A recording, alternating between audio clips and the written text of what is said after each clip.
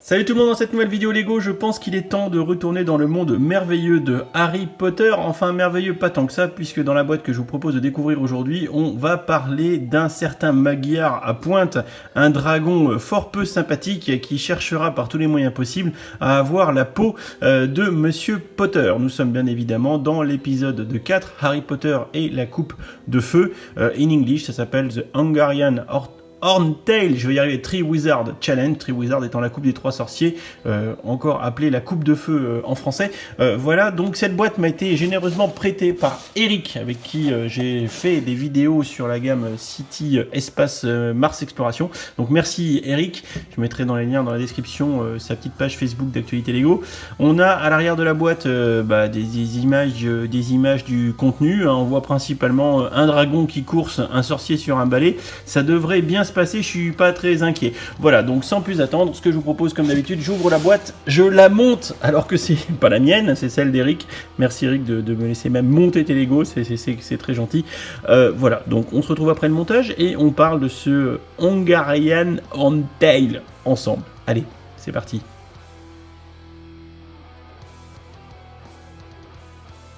Alors voici notre set une fois monté et aujourd'hui je suis accompagné d'Eric, l'heureux propriétaire du set qui me l'a prêté. Salut Eric. Salut Dimitri. Qui nous apportera ses lumières le cas échéant sur le set. Mais on commence tout d'abord par le récapitulatif. Il s'agit donc du set 75-946 Hungarian Horntail Triwizard Challenge in English qu'on préférera au nom français qui est le Magyar à pointe du tournoi des trois sorciers. Nous sommes dans l'épisode 4 de Harry Potter et la coupe de feu. C'est un set qui comporte 265 pièces, 4 mini-figurines, qui est sorti le 1er juin 2019 pour un prix de 34,99 €. Oui, Maryse, enfin plutôt oui, Eric. Et ce qui nous fait un prix à la pièce pour 265 pièces, 34,99 €, 0,132 €, soit 13 centimes. Et en prenant la masse, alors là tu vois, je ne l'ai pas pesé en fait, j'ai été sur Bricklink qui donne les masses. Bon, la masse de Bricklink me sort un 616 grammes, ce qui sort un 56 € au kilo, ce qui n'est pas cher. Ah non, on est même très proche de la Lego City, donc assez intéressant. Et bien effectivement, c'est assez intéressant. Je suis assez surpris de ce prix. Cependant, on n'a pas, visiblement, quand on regarde comme ça le set, il n'y a pas de pièces très spécifiques, de grosses pièces. Voilà, il n'y a rien qui justifierait, si tu veux, un prix très élevé. Ah non, tout à fait, sauf peut-être les ailes qui sont un peu grandes. Oui, mais je pense que c'est des ailes qui existaient déjà. En différents coloris. Des couleurs, on est quand même en dual couleur quand même. Ouais. Donc il y a une petite difficulté quand même technique à faire ce genre de coloris-là en plus. D'accord. Donc ça peut, voilà. Mais donc du coup, pour l'instant, on est quand même sur un prix de set qui est plutôt intéressant de ce point de vue-là. On va commencer par traiter les figurines de ce set, alors qui, pour le coup, vont nous offrir nos personnages en tenue, on va dire, de contestants, c'est le nom anglais, contestant, de participants au tournoi de la Coupe de Feu. Alors on commence tout d'abord avec Monsieur Potter. Alors Monsieur Potter qui est vêtu de sa petite tunique avec laquelle on le voit pour participer au tournoi de la Coupe de Feu et surtout à cette première épreuve qui est celle du dragon. Alors le petit problème qu'il y a sur cette figurine, vois-tu Eric, c'est que quand il participe au tournoi, alors on appréciera bien évidemment le Potter qui est écrit dans le dos, la capuche, c'est super sympa. Le seul problème c'est que quand il en est à ce moment-là du tournoi, il porte une espèce de cape, il a une grande tunique longue. Oui, là, la grande tunique qui cache tout Et derrière, en plus, bon, c'est dommage que Lego pousse pas le vis. Il y a des petites bandes de couleurs sur les manches, petites bandes jaunes en l'occurrence. Donc ça aurait été sympa que Lego pousse le vis à nous faire une petite tunique en mode robe pour les gambettes et plus de détails sur les bras. Alors cependant, on a quand même un torse exclusif, des cheveux qui je crois sont exclusifs dans cette couleur. Sinon, la tête en elle-même de Harry Potter est commune à tous les sets de cette vague de juin 2019, donc on la retrouvera sur les autres boîtes de la gamme, et je suis déjà en train de passer beaucoup trop de temps sur les figurines. On a ici Victor Krum qui est bien représenté, qui pareil a un torse exclusif.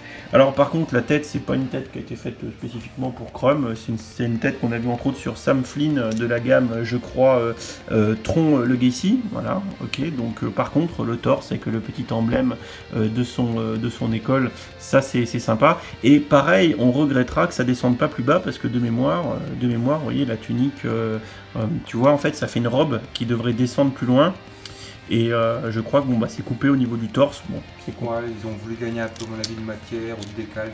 Bah, c'est-à-dire qu'ils se sont pas amusés à faire des jambes spécifiques.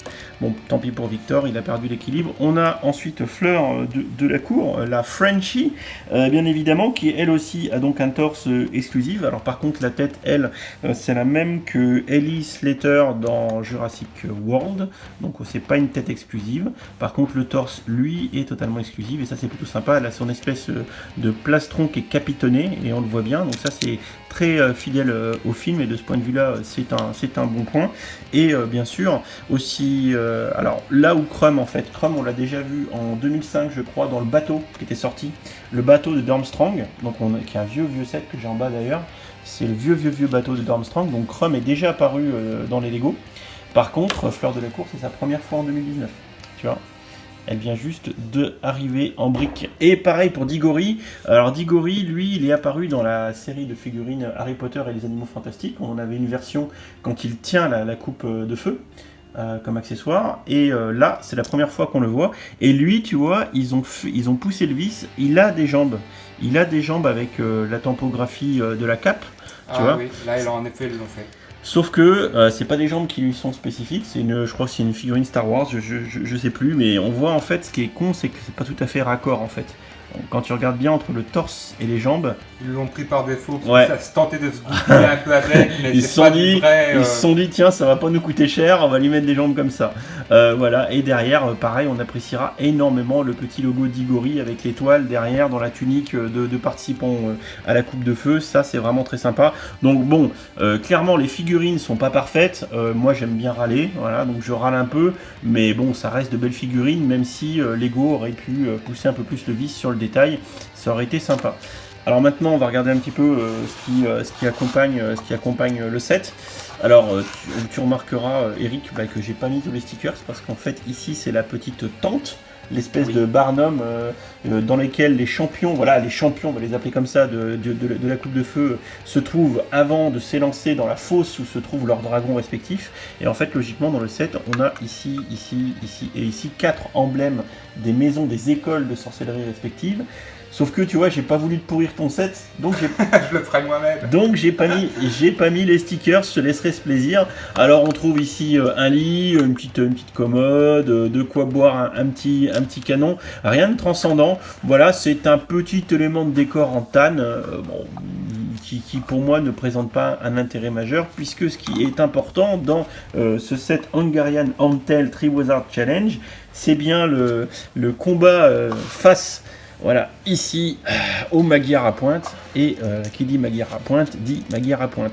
Alors le Magyar à pointe, en l'occurrence, il est déjà sorti une première fois en 2005 dans le set 47-67 de 2005, comme je viens de le dire, mais là le dragon était en brick build, moulé, c'était une figurine moulée, le dragon d'époque. Et là on a une tête. Voilà. Qui est bien faite et qui est exclusive, si je me souviens bien. Alors je vérifie et on me dit dans l'oreillette effectivement que la tête et que les ailes, tu vois, et là tu avais raison, que la tête et que les ailes sont exclusives. Et ça c'est intéressant. Ouais. Alors surtout qu'en plus le prix au kilo de ce set là est pas élevé. Donc ça c'est plutôt cool. Donc on appréciera les détails de la tête, comme tu peux le voir. Je pense que ta nièce va pouvoir se faire plaisir. Regarde, admire les détails de la tête. C'est magnifique. Elle est superbe. C'est en fait la même tête qu'ils ont pris des sets Les Animaux Fantastiques. Alors, j'ai perdu le nom. Oui, je vois. Le truc était blanc. Bleu blanc là, ouais, tout voilà. à fait. Et puis l'aigle blanc fantastique également. C'est la même tête qu'ils ont repris. Mais cette tête-là, je les trouve vraiment superbe, quoi. Alors les ailes sont également très très belles avec une espèce de bille injection. Ça donne un effet très sympathique aux ailes. De la grosse pinoche technique pour venir clipper tout ça. Alors le dragon est en brick build. comme vous pouvez le constater, donc il est plutôt bien articulé, hein. On a des rotules un peu partout. Alors le reproche qu'on pourra faire, c'est la fidélité en termes de couleur. Le dragon dans le film est plutôt beige, là on est sur un marron foncé. Également c'est le Magyar à pointe, et en fait même si là on a ici de la petite tilde 1 par 1 biseautée, bah en fait il a des ailes tout le long de son torse. Alors même si on a, tu vois ici du stickers, ok, on a un sticker ici qui symbolise un peu les petites épines. Ça aurait été intéressant que, tu vois, ce genre de petites pièces-là, il trouve un système pour en mettre tout le long, quoi. Ouais. Parce que c'est un Magyar à pointe qui est pas très pointe, en fait. C'est un peu dommage. Moi, je t'avoue que j'ai un peu du mal avec trop de trucs brick-build comme ça, tu vois. Je trouve que c'est des fois moins fidèle. Je sais pas ce que t'en penses. C'est moins fidèle, c'est sûrement vrai, mais d'un autre côté, c'est peut-être ce qui a permis de faire le prix au kilo très attractif. Ça c'est vrai. Là, c'est à poser en fait. Est-ce que vous voulez du super détaillé qui va coûter un peu plus cher, ou bien un peu moins cher et abordable, et là ça devient accessible à beaucoup de monde? C'est un compromis. C'est effectivement une vraie question. Alors en parlant de compromis, tu vois, moi une réflexion que je me pose, c'est que, bon, ici on a donc le support sur lequel est enchaîné le Magyar, hein, et on se rappelle qu'il reste dans le film pas très enchaîné longtemps. On a l'œuf d'or, qui est l'objet du défi, puisque chacun des candidats, des champions, doit récupérer son œuf pour pouvoir passer à l'étape suivante, à l'épreuve suivante. Et on se rappellera de la douche dans la salle de bain des préfets, où Harry doit mettre l'œuf sous l'eau pour pouvoir écouter ce qu'il dit, ce qu'il renferme comme message. Et on aurait aimé avoir un œuf avec des motifs, parce qu'en fait dans le film c'est imprimé, il y a des belles impressions sur l'œuf, c'est très joli, c'est un œuf décoré. Bon là on a un œuf en or tout lisse. Bon, ça aurait été, je t'avoue, la petite cerise sur le pompon que d'avoir un œuf avec un motif. Je suis exigeant. Là, surtout sur une pièce. Là, ce qui me gêne un peu, c'est la technologie qui aurait été fallu utiliser. On est sur un objet courbe, elliptique, qui pas plat en fait. Du vélo elliptique, j'en fais moi, je te le dis, hein, j'y arrive. Hein. Pour mettre de la tampographie sur un truc elliptique aussi petit, je pense qu'il y a quand même une petite difficulté. Ouais, je suis d'accord. Alors par contre, de mon avis, la petite hutte qui est ici n'apporte pas grand chose au set. On se rappelle quand même que pendant la première partie de son combat contre le dragon, Harry Potter se cache copieusement derrière le décor pour échapper au souffle du dragon. D'ailleurs on verra que dans sa gueule il y a une flamme ici, et là disons qu'avec ce qu'il y a là, il n'a pas trop de quoi se cacher, Harry. Moi j'aurais préféré éventuellement, tu vois, en termes de décor, une montagne, enfin une partie rocheuse massive, tu vois, qui fasse une grosse butte de pierre bien massive à la place de ces pièces là, parce que là bon, la tente, faut avouer qu'elle apporte pas grand chose, quoi. Alors que tu vois, tu t'imagines un décor où ici tu as quelque chose de bien massif, ça aurait fait une mise en scène plus sympatoche. Tu vois, des fois, je trouve que Lego, dans sa conception de set, ils prennent un parti pris, ils prennent un postulat, mais bon, des fois, vis-à-vis de la fidélité par rapport au film, on peut mieux faire, quoi. La réponse, et je la vois d'ici, encore une histoire de coût. La tente en tann, le tann ne coûte pas cher, ils ont pris des briques assez massives, donc ça leur a permis d'apporter un prix assez bas au final, par un nouvel élément de décor, parce qu'avec une montagne ou un rocher plus massif, il aurait fallu beaucoup plus de multi-pièces, et ça aurait sûrement fait augmenter le prix du set. Ça c'est ce que tu dis est vrai, ça c'est sûr. Alors un truc que je n'ai pas vu moi, mais que tu vois que j'ai vu en préparant ma vidéo, j'ai été vite fait voir ce que Hotbrick avait écrit, tu vois, et il a écrit un truc intéressant, voilà, qui est ça, et ça c'est bien. Ce que je suis en train de faire là, comme petite manip, c'est que on peut, alors c'est absolument pas précisé dans la notice, et c'est dommage d'ailleurs, on peut tout à fait mettre Harry Potter dans une espèce de posture comme ça, où il est en train de décoller en l'accrochant sur le clip de la pierre, comme ça, hop, et ça donne une petite scène un poil plus dynamique, parce qu'effectivement à un moment donné il se met à décoller, il appelle son balai, et dès qu'il a le balai il se tire dans les airs, et bon, alors je le fais très mal tenir, mais je crois que vous avez compris l'idée derrière. Voilà, donc ça c'était le petit bonus.